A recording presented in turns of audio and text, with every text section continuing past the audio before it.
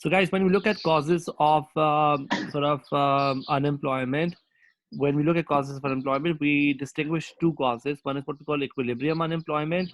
Another one is what we call um, disequilibrium unemployment. Equilibrium unemployment is basically unemployment that happens at the equilibrium, and we say there are three reasons for that: frictional unemployment, structural unemployment, and seasonal unemployment. And we said that equilibrium unemployment is basically voluntary unemployment or a natural rate of unemployment, and roughly 2 to 3% people at any point in time are unemployed at the equilibrium. What is frictional unemployment? We said frictional unemployment happens when people haven't found what they're looking for, or they are in between jobs, or basically the wage that is being offered is very low compared to the work that is being offered there. So they decide voluntarily to sit at home. And we said this, that if the information failure is lower in the market, if there's better information, there's less information asymmetry, you will see frictional unemployment to be lower. Then came structural unemployment. In structural unemployment, basically what we argued is that structural unemployment happens because of the changes in the structure of the economy. For example, if you're going from agricultural economy to a manufacturing sector, from manufacturing sector to, for example, a services sector, you will be likely to see skills to become outdated, and therefore there is unemployment that may happen till the economy settles down in that manner. Similarly, if there's a loss of comparative advantage, um, if there's a loss of comparative advantage, that could also be a reason why you may see such things to happen. Does that make sense? If there's a loss of comparative advantage, you know this, that with a loss of comparative advantage, sometimes there's a loss of skills, and people, till they become gain more skills, they may see structurally unemployed again. This kind of unemployment is also a market failure, because if there's more labor mobility in terms of occupation or geographical, you may see structural unemployment to not be there. Last comes seasonal unemployment, which happens because of the fact that people are unemployed due to the time of the year. For example, in winters in up north, people are unemployed because of the fact that they are it's too cold, and the tourism industry is completely shut down. And if you are seasonally unemployed because of some regional issues or one thing or the other, then you will basically have to find yourself another job in that time. And if you have more labor mobility again, you will be better suited to find a job. So these three reasons we had said are all equilibrium unemployment. And this actually is shown through this diagram that we did draw. We said this diagram here, DE, this gap is basically equilibrium unemployment. Makes sense? Then came the disequilibrium unemployment, which is something which we'll cover today. When we look at disequilibrium unemployment, we call disequilibrium unemployment, we'll call this uh, involuntary unemployment. Involuntary unemployment. It's an unemployment that happens because people are not voluntarily but involuntarily asked to not work, or basically are losing their jobs. And we have two reasons, or rather I should not say reasons, two explanations. There are two explanations for that. What are the two explanations for two explanations for this? And we say the two explanations has to be: number one, which is called the classical unemployment, and number two is the cyclical unemployment. Now, classical unemployment is a school of is a cause that is basically given by your classical school of thought. Remember the Adam Smith school of thought, the one that believes that the market forces of demand and supply should be allowed to operate freely. That's basically your classical school of thought. Then came your demand definition, which is basically more like, I should say, Keynesian's view. This is Keynesian's view. The other one is basically called classical view. So let's look at the first one, which is called the real wage unemployment. So when you look at real wage unemployment, or the classical unemployment, basically it looks like this. Let's draw a diagram.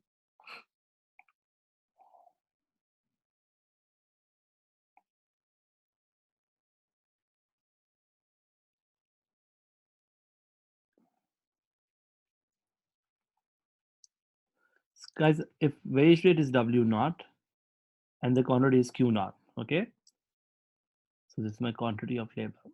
Now, what the classical school of thought says is that if your wage rate was W naught, and let's say currently this is your average um, wage rate, real wage rate, right?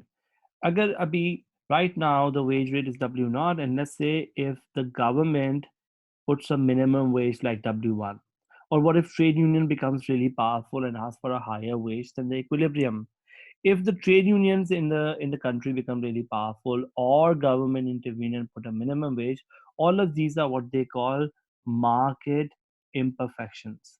These market imperfections basically lead to quantity supplied to go to B, quantity demanded to go to A, and therefore Q2 minus Q1 of unemployment. They say this, that there will be excess supply because of this. Why is excess supply happening? Because A, some workers are willing to work more, or more workers are sort of attracted to work, but at the same time, firms are finding it expensive to hire workers, and therefore you have a gap between how many people who want to work versus how many people are demanding demanded, causing this disequilibrium unemployment to happen. So according to the classical school of thought, that if you do not allow the market to operate freely, if there is, for example, these market imperfections in the form of government putting minimum wages, or trade unions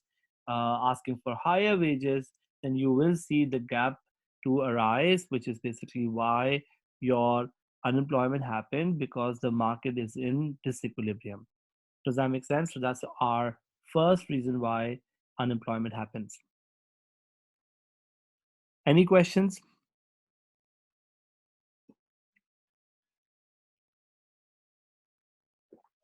Any questions, guys? Are we good to move on?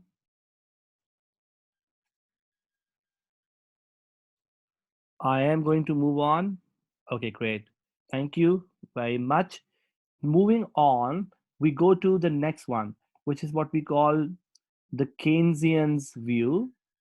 The Keynesian's view, which is what we call the cyclical unemployment.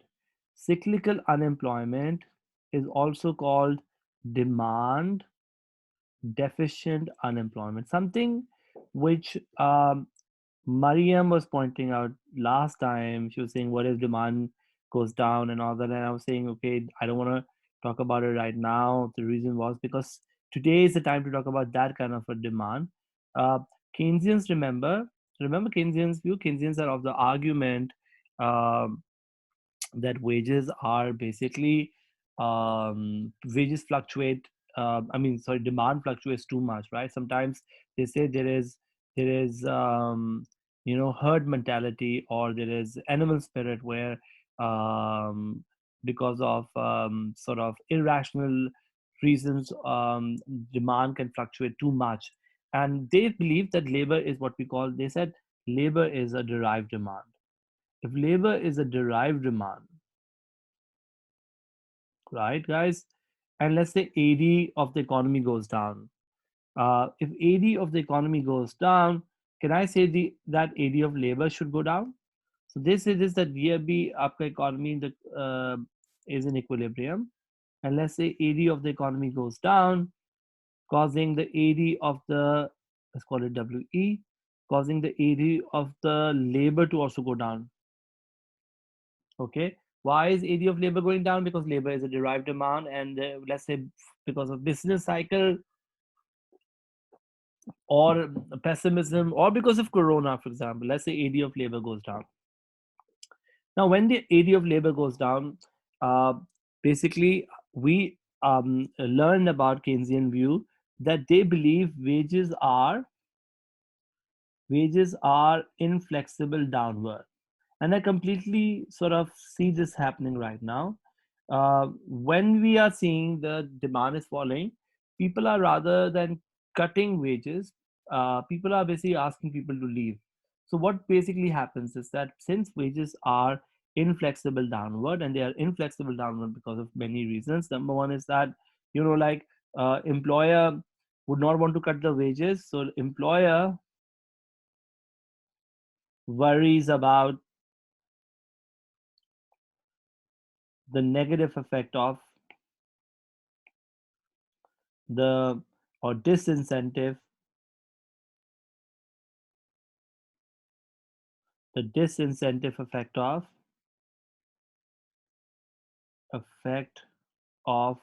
sort of wages or wage cut. So rather than wages going from A to B, the wages basically get stuck at WE because A, employers are not willing to give a wage cut because they're like, what if I give a wage cut? Will the worker be producing or working with the same work or not? Um, and the second thing is, even if employer wants to give a wage cut, employee may not accept it. Employee may not want a wage cut. you know if you give a wage cut to any worker in these day and age, a worker may decide actually to leave the job because once he's used to be getting, let's say, $100,000 or whatever for a job, or 100,000 rupees for a job, and let's say you say, now I'm going to pay you this for the same job 50,000 rupees, he's going to be like rather leaving the job. Or for example, trade union may make it difficult for you to give a wage cut to the workers. So the idea goes is that means wages will get stuck at WE. And because wages get stuck at WE, you will see Q2 minus Q1 to be the level of unemployment. Now, Uzair is asking me, what does derived demand means? Uzair, we learned this in AS, that derived demand means it's derived from the demand of another good. So when the demand for goods and services go up, demand for labor goes up. When the demand for goods and services go down, the demand for labor will also go down. And that's why labor is derived from the demand for the good. Does that make sense, guys? Mariam is asking us that if wage increases, does frictional unemployment and N curve shifts? Well, wage increases. N curve is a total curve, my friend, with total labor supply. And frictional unemployment is happening because people are still looking for better job. Frictional employment is more to do with whether people have better information about the right kind of employees and right kind of employers and so on. Okay, so guys, the idea goes this, that there is this demand and supply, but then there will be a fall of AD will result in this kind of wage, this kind of a gap, which is basically Keynesian's view about why this happens. So Keynesians are of the argument that your cyclical unemployment or demand efficient unemployment is happening primarily because wages are sticky downwards. People don't want to give anyone a wage cut. Let me explain it one more time. So let's say if this was AD and AS, and let's say because of recession, AD went down. If AD goes down, AD of labor will also fall. If AD of labor goes down, we should come back to B point. But let's say wages get stuck at WE. If wages get stuck at WE, then we're looking at a gap of A to C to exist. This gap A to C is basically what we call disequilibrium unemployment. Why is the wage get stuck at WE? Because wages are sticky downward. Why are they sticky downward? Well, because number one, employer will be like, if I give a wage cut, what if employee has a disincentive effect of working in my organization? What if he doesn't do the job properly because he's like, "Ab to aap mujhe kam paise dene, now you're giving me less money, I'm not going to work for you." And what if employee also doesn't want to take a wage cut because he'll be like, what, if you give me a wage cut, then I'm not going to be working really hard. Also, what if trade unions are saying, what, if you give a wage cut, we'll make it difficult for you to operate, and so on and so forth. Whatever the reasons is, if the wages get stuck at WE, which is what Keynesians believe strongly, wages are sticky downward, they do not change that often, then you have a case of unemployment to exist equal to Q2 minus Q1. So Keynesians has one view, and your classical economists have another view.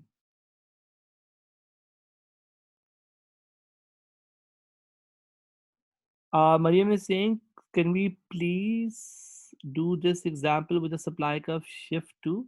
Like you saying, what if the supply curve shifts? Supply curve shifts has no problem whatsoever, by the way. There is no stickiness of wages because supply curve. It's the demand curve shifts that is causing the stickiness of wages. Q2 minus Q1 is basically the surplus. At this wage, Q AD यहाँ पहुंच गया, AD is here, AS is here, so this is the surplus. Yes, Aman, you're right. This is the surplus that happens. Okay, so no disequilibrium in supply shifts. No, there is no disequilibrium whatsoever. Only demand can cause this disequilibrium to happen. There is no issue with supply. Are we good, guys? Does that make sense? This is a very popular exam question where they ask us about what are the causes of unemployment. I want everyone to prepare this really well. Whenever you sit for exam, be it June, be it November, be it whenever, you should know your causes of unemployment. Okay. I am done for today. We have a short class and we are done with discussion. So first, are you guys with me?